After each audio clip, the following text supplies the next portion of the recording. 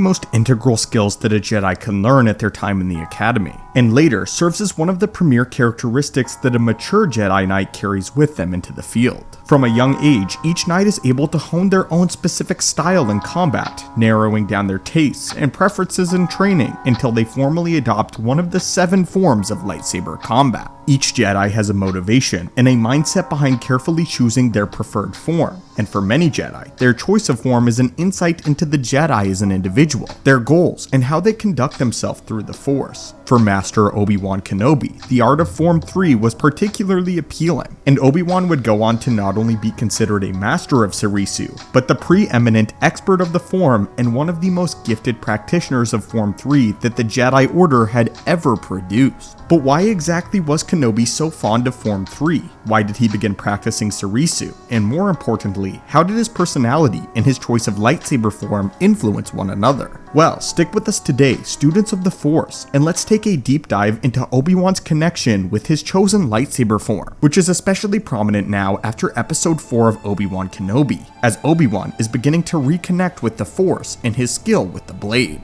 Contrary to popular belief, Obi-Wan wasn't actually an early adopter of Soresu, and didn't actually take up the form until after he was already graduated into knighthood. Originally, Kenobi specialized in Form 4, otherwise known as Ataru, which he learned from his own master Qui-Gon Jinn, who utilized and specialized in the same form. During Obi-Wan's course of his apprenticeship with Qui-Gon, he was taught the same lightsaber style that Jinn had mastered over the years, and the two practiced Ataru together alongside one another for their time as master and apprentice. Qui-Gon was an avid user of Ataru for decades before his death, and he was a particular fan of keeping pressure on an opponent, doing so until they could be overpowered and ultimately defeated.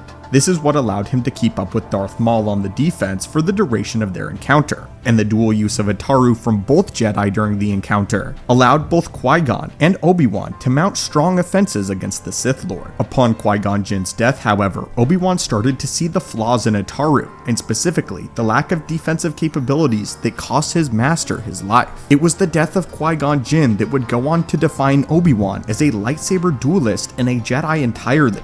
Qui-Gon Jinn's age, in tandem with Maul's stamina, ultimately led to Qui-Gon growing tired and slow, which meant that his defenses were doomed to ultimately fail against the onslaught of the Sith. Greatly saddened and defined by his master's death, Obi-Wan began investigating the form with the best defensive capabilities that would ultimately keep him and the ones that he loved protected most effectively, and his studies led him to exploring Form 3, Soresu. Soresu, more formally known as Form 3, was the primary defensive form and was specifically designed to not only incorporate a strong defense, but focus specifically on perfecting the art of defense. The focus originally stemmed from blaster defense training, using tight blade work to defend a Jedi from rapid blaster fire and allow them to deflect multiple incoming attacks simultaneously. Eventually, however, Soresu became much more than simply a lightsaber form, but became a prominent symbol of Jedi pacifism, something that Obi-Wan embodied.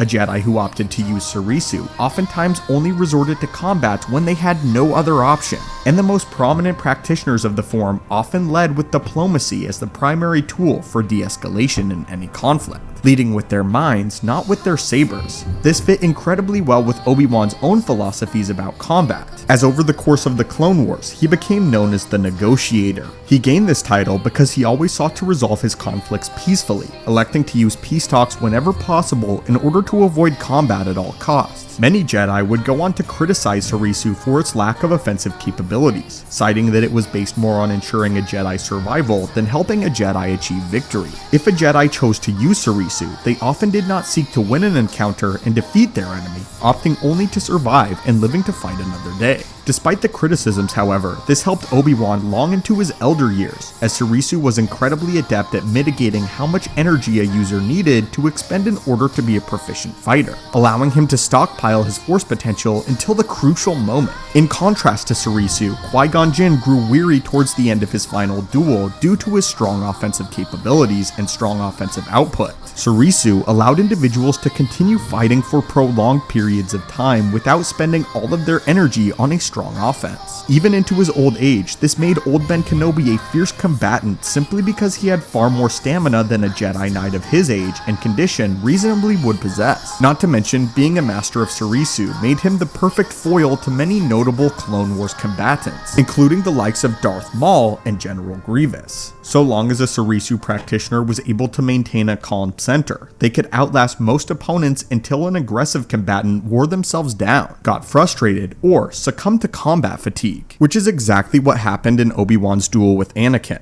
Anakin became frustrated as well as fatigued, while Obi-Wan simply outlasted him and waited for the perfect opening. From here, the basic processes of a lightsaber duel remained fairly standard for Soresu users. Step 1 was to prolong the fight as long as possible, surviving and allowing one's enemy to be the primary aggressor in the situation. Step 2 took place after stalling the fight and dragging it out, at which point an experienced Soresu user could start to look for small breaks in their opponent's defenses. As an opponent got angrier and more frustrated with the duel, or likewise got more fatigued, then their own defenses began to slip. From here, Soresu masters only needed one well-placed offensive strike to maim, incapacitate, or even kill their opponent. And this is a very common practice that Obi-Wan used quite regularly. In the Clone Wars, he was able to use his mastery of his form to fend off the onslaught of both Maul and Savage Opress simultaneously. When he used Ataru, he and Maul were not only evenly matched, but Maul actually gained the upper hand at the end of their duel, and was only defeated due to his own hubris and arrogance. After adopting Soresu, however, Obi-Wan was able to survive a duel between both Zabrak warriors at once, despite both of them being incredibly formidable warriors in their own right. It's also interesting to note that Obi-Wan's history with Ataru grants him some offensive capabilities that most single-form Jedi don't always have. He trained in Form 4 Ataru until he was 25 years old, being taught an incredibly gifted Jedi combatant in Master Jin who knew the form exceedingly well. Ataru helped Obi-Wan to not only defeat Maul, but carried him through his apprenticeship, which goes to show that Obi-Wan was more than adequately experienced with Form 4. This also meant that when necessary, Obi-Wan had his own set of offensive maneuvers that he learned under his time under Jin,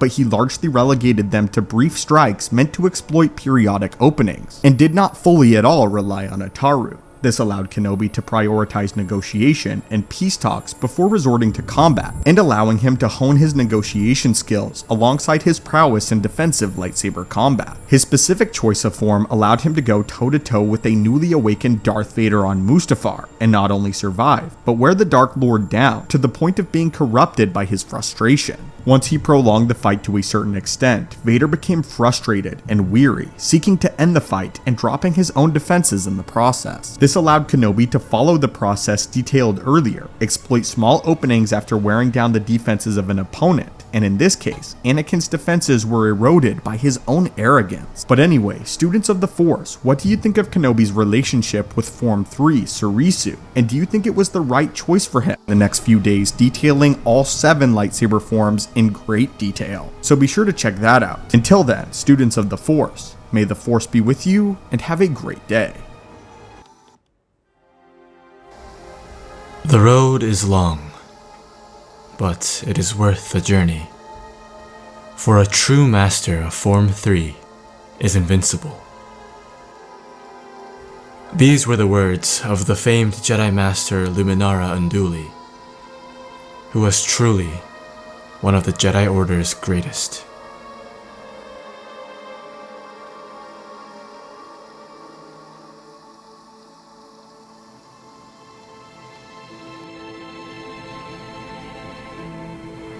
Soresu, also known as the Way of the Mynock, was the third of the 7 classical forms of lightsaber combat. Fittingly to its defensive style, Soresu was also referred to as the Resilience form, and was developed to combat the rising prominence of blaster technology, against which both Makashi and Shicho were of little use. Soresu focused on defending the user from multiple attacks. Much like Makashi, it relied on an economy of motion, both in terms of efficient blade work and minimal energy expenditure. Form 3 utilized momentum, and a constant movement of the blade to deflect and redirect attacks. But in turn offered only a limited set of offensive maneuvers, a weakness for which it received heavy criticism from lightsaber wielders of the time. As an answer to this weakness, the offense-heavy forms of Ataru, Gemso, and Juyo would be developed.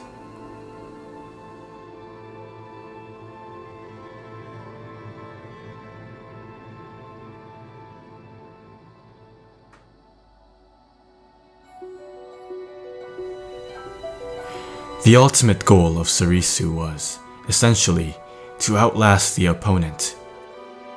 For this reason, Jedi and Sith who placed a high emphasis on Soresu were often of small stature, lacking the strength and brute force required for some of the more offensively focused lightsaber forms.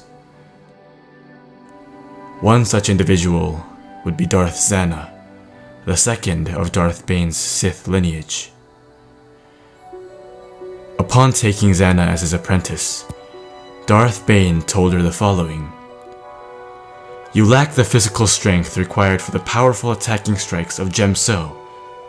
You must rely on quickness, cunning, and most of all, patience to best your enemies." In this way, Bane's interpretation of Form 3 paralleled the principles he had made as Dark Lord of the Sith.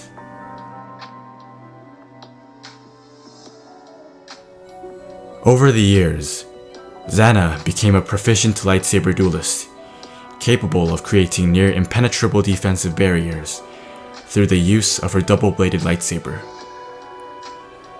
By utilizing this style of combat, Zana was able to hold her own against multiple opponents, even against those of far greater size. This was evidenced during the Battle of Tython, when she took on the Jedi Knights Saro Zaj and Johun Athone single-handedly, and managed to come out of the encounter victorious. However, Zana's explicit focus on the defensive style of Soresu would serve her poorly in situations that saw her as the primary aggressor. Because of this limitation, Zana would fail to kill her master Bane in several occasions. During their final battle, Zana would once again become overwhelmed by her master's powerful attacks, and eventually resort to Sith sorcery, amplified in effect by Ambria's Force Nexus, to defeat Bane and take the mantle of Sith Master for herself. But despite Zana's incredible proficiency in Form 3, others would rise to surpass her in the eons to come.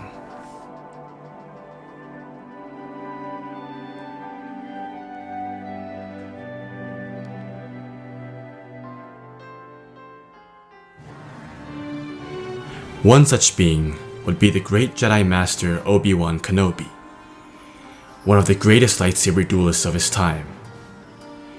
As much as Dooku was the reincarnation of Makashi itself, Obi-Wan was as such for Soresu. It is not an exaggeration to say that he is the master of Soresu. In fact, at one point just before the conclusion of the Clone Wars, Mace Windu acknowledged Obi-Wan as such. Obi-Wan Kenobi is the one Jedi in all of the Order's venerated history to completely encompass all Form 3 has to offer. In this way, he is the quintessential user of Soresu. After Qui-Gon Jinn's death at the hands of the Sith assassin Darth Maul, Obi-Wan would temporarily abandon the studies of Ataru, the fourth form of lightsaber combat, and begin studying the defensive Soresu.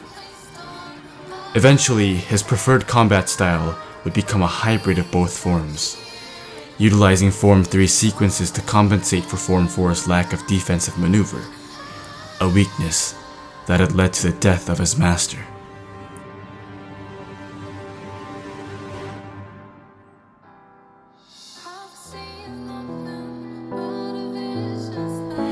At his peak, Obi-Wan Kenobi's blast deflection skills were said to be so finely honed to the point where he could, quote, literally walk unscathed through what was described as hornet swarms of blaster fire, single-handedly deflecting blasts from all directions simultaneously.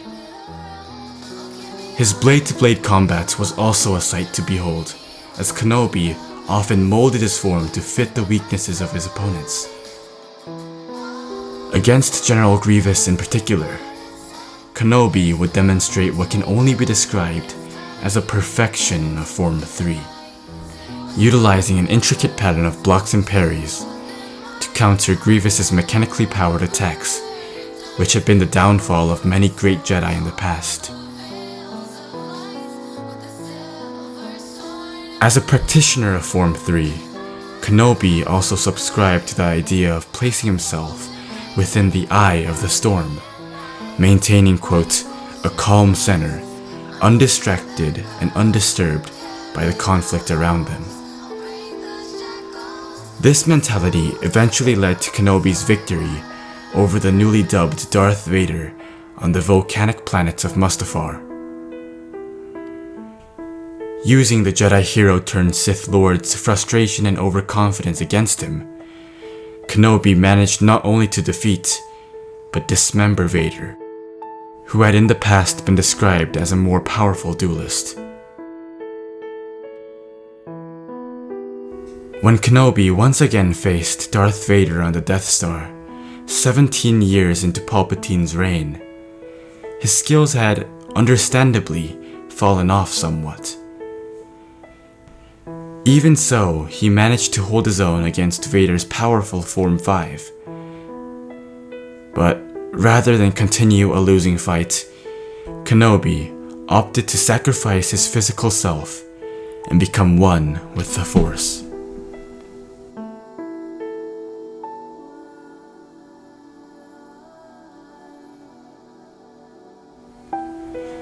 Characterized by patience, quickness, subtlety, and a masterful use of blade work, practitioners of Soresu were, in essence, an impenetrable wall of defense, and were only limited by the boundaries of their own potential. And that is the way of Form 3. Thank you for watching, and may the Force be with you.